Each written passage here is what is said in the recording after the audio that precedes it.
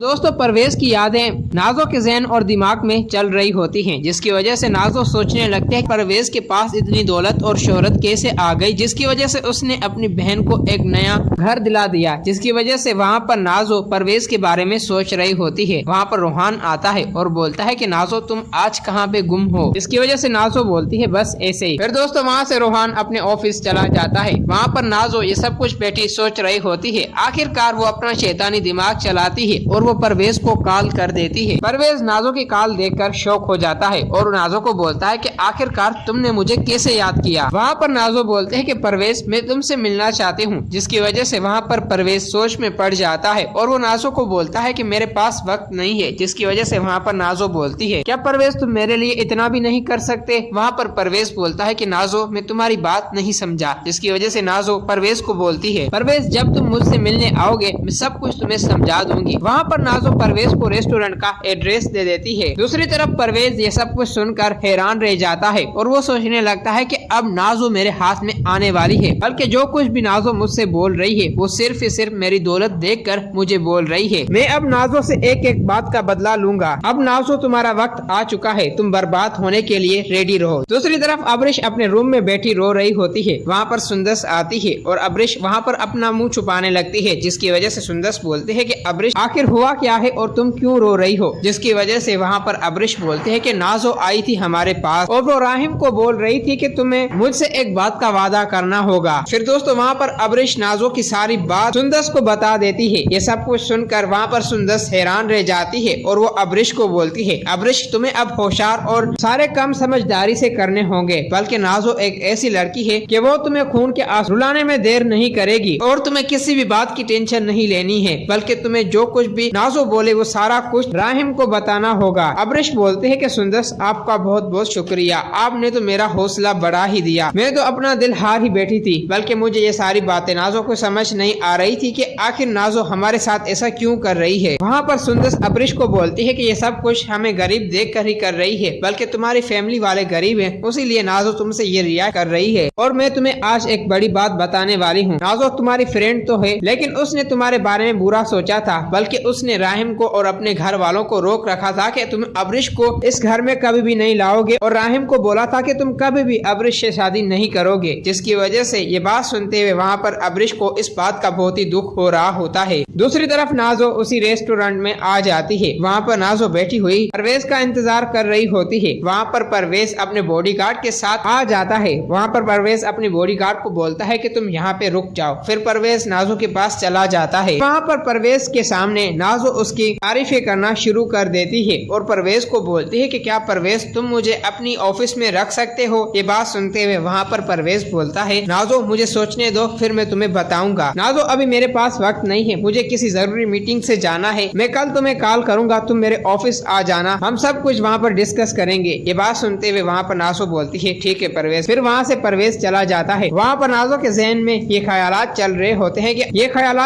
होते हैं कि मैं अब परवेज को तबाह और बर्बाद कर दूंगी, बल्कि उसे अपनी चाल में फंसा कर उससे सारी जायदाद हड़प लूंगी। अगर आप लोगों को ये वीडियो अच्छी लगी है तो इस वीडियो को लाइक करें।